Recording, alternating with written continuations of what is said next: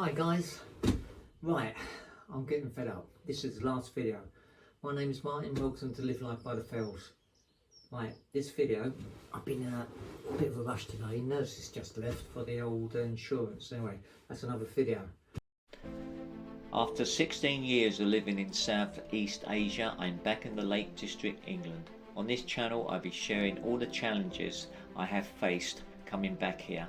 I talk about what I've learned from living abroad and how it's changed my outlook on life. If you want to join me on this journey, give it a thumbs up and subscribe. Right, so now I'm going to get to the last video about this politics stuff, right? I keep hearing the same sentence all over, right? I'm leaving the UK because the country is shit. Families are saying it, which I find hard to believe. Then young people are saying it, which, yeah, I can understand that one. Pensioners are saying it. I find that one quite difficult, but there you go. Even people who have lived here all their lives, never gone anywhere else, not even to Spain on holiday, they're saying it. But I think we need to stop for a moment and ask a very important question.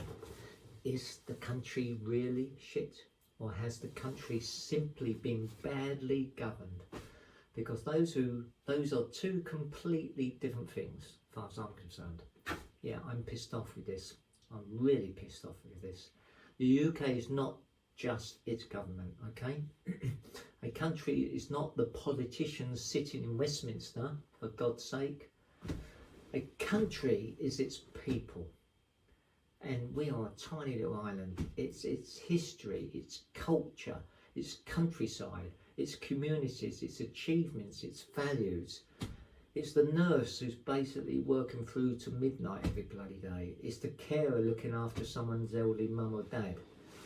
It's the firefighter, God, how many more are there, towards all the danger. The small business owner trying to keep people employed. The volunteers helping out at food banks, which I saw the other day. The neighbours checking on one another. Yes, it still happens, definitely, I've seen it. And then the farmers producing our food. Teachers helping the next generation, God help them. And then there's millions of people. They're all getting up every morning, work hard, pay their taxes and try to do the right thing. Those people are not shit. They are the backbone of this country. So, like I said, I'm getting fed up with it. I'm really getting fed up with it. I mean, look at this country. I mean, look at Britain there. Look at what this small island that's given to the world. Britain is a relatively small collection of islands, but its influence on the world has been enormous. Right? You can make a serious argument, and I've done this, that a few countries have contributed more to the development of the modern world than Britain. It's I know, it's so tiny, it's such a tiny island. You know, Britain helped shape parliamentary democracy, modern law, engineering, medicine, science, literature, industry, transport, communication, the Industrial Revolution, which everyone knows about. British scientists and inventors, Dyson Hoover helped develop the steam engine, the railway, the telephone, television, the jet engine, and the World Wide Web. The English language has become one of the most important languages in the world. It's an international communication language. Then we got the British writers, gave the world Shakespeare, Charles Dickens, Jane Austen, George Orwell, and countless others. Oh God, anyway, I'd like to think of another one. British music, film, television, sport, culture, to influence the most every corner of the planet. Not forgetting the musicians, good old Beatles. This does not mean Britain has a perfect history though, nor does any country. We should acknowledge the mistakes we made, and I think we've done that time and time again. But we should also be honest about the extraordinary contribution this tiny little country and its people have made. So no, Britain is not a worthless country. It is not shit. And its entire history should not be reduced to actions of whichever government happens to be in power today. I'm ranting and raving. So why do people feel the country is broken? And it's so simple. People are not angry because they suddenly hate the country, the neighbours or the British culture. They are angry because they are struggling. Tell me about it. They're struggling. Can you hear that, government? Struggling. People work all week and still cannot afford to pay their bills. Yeah, they are paying high taxes, yet many feel public services are getting worse. Energy bills, oh my God, are so expensive. Food is expensive, but you have to shop around for that one, do a bit of a budget. Rent is expensive, trust me, I know that one. Mortgages, oh my God, mortgages are going to be expensive. I'm going to get one at my age. Childcare, that's disgusting, it's so expensive. And get your teeth done, almost impossible to get them done. Yeah, young people cannot afford homes. Older people worry about heating. Yeah, 15 quid a day, forget it. Small businesses are being squeezed. Families are doing everything asked of them, but they still feel as if they are going backwards. Going backwards. This is why people are losing hope, and that is why some are leaving. Not all of them, but some. But the mountains, villages, cities, beaches, communities did not create these problems. The ordinary British people did not create these problems. Political decisions alone have created these problems. So let's say what you really mean, yeah? So when someone says, I'm leaving Britain, Britain is shit. Perhaps what they really mean is, and please get this, I'm leaving because I can no longer afford the life I should be able to live. I'm leaving because I work hard but cannot get ahead. I'm leaving because housing has become unaffordable. I'm leaving because I no longer trust the government. I'm leaving because the government takes too much and delivers too little. That is an entirely different statement than one I want to hear. And it directs the anger towards the people who actually make the decisions. God, I am renting. The country and the government are not the same thing. Remember that. The country and the government are not the same thing. Governments come and go. Britain remains a tiny little island still there. Politicians can fail without the country itself being a failure. A football club does not become worthless because it has a terrible manager. Think about it. Yeah? A company does not become worthless because it has a useless board of directors. And a country does not become worthless because it has politicians who are out of touch with the people they are supposed to represent. The problem is not the country, the problem is not Britain. The problem is a political system that too often seems to protect itself. Yeah, remember that? A system in which promises are made during the elections and forgotten afterwards. A system where ordinary people make sacrifices, with which those at the top appear protected from the consequences of their own decisions. Doesn't impact them at all on 100k a year.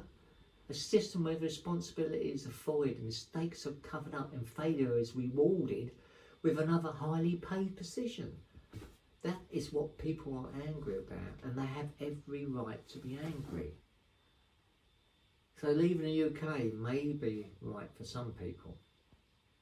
I am not criticising anyone who decides to leave. I'm getting it off my chest. I did it. My reasons were based on obtaining no support from those in power when I was in a really bad place, so I scarpered. Another video on that one. People must do what is right for themselves and their families. Some may find a lower cost of living elsewhere. Some may want better weather. I did. A slower lifestyle or a new adventure. There is nothing wrong with that. nothing at all. I lived abroad for so many years myself, and living overseas can be a wonderful experience. But other countries have governments, taxes, corruption, restrictions, and political problems too. The grass may look greener from a distance, but every country has its own problems. So, do your research. Go there for a month, come back, more research, etc. Understand the visa rules, understand healthcare, that's a biggie. Understand taxation, which is changing all the time. Understand property ownership, which is literally, well, that's another story. Understand your rights as a foreign resident, yeah, pretty strict. And never assume that moving abroad means escaping politics. It doesn't. Politics will follow you everywhere. I'm feeling better now. Deep breathing, deep breathing. We do need to expect better things here. Loving your country does not mean pretending everything is fine. It's expecting honesty. It's expecting accountability. It's expecting politicians to put citizens before political careers, donors, and personal ambitions. We should be able to criticise the government while still appreciating the country. In fact, we criticise it because we know Britain can be better. It can be. This country has the talent, it has the resources, it has the history, and it has the people required to succeed. What it needs is leadership that understands ordinary life. MPs don't understand ordinary life. They've got so much money it doesn't impact them. Leadership that listens, that's what we want. Leadership that tells the truth. Leadership that accepts responsibility. And leadership that remembers that politicians are public servants, not our rulers. I think that one, they just forgot about that. So, don't worry. I am getting to the punchline. I'm getting there slowly but surely. So the next time you hear someone say, I'm leaving because Britain is shit, ask them to think again. Britain is not shit. Okay? Britain is not shit. The people are not shit. The people are not shit. The countryside is not shit. It's bloody beautiful. The communities are not shit. The history, the culture, the achievements are not shit. The country has been let down by years of bad decisions, broken promises, weak leadership and political self-interest. So say what you really mean. I'm not leaving because Britain is shit. I'm leaving because the people running it have made my life too expensive, too difficult and too unfair. I'm struggling all the time. Do not blame the country. Do not blame the people. Blame those responsible.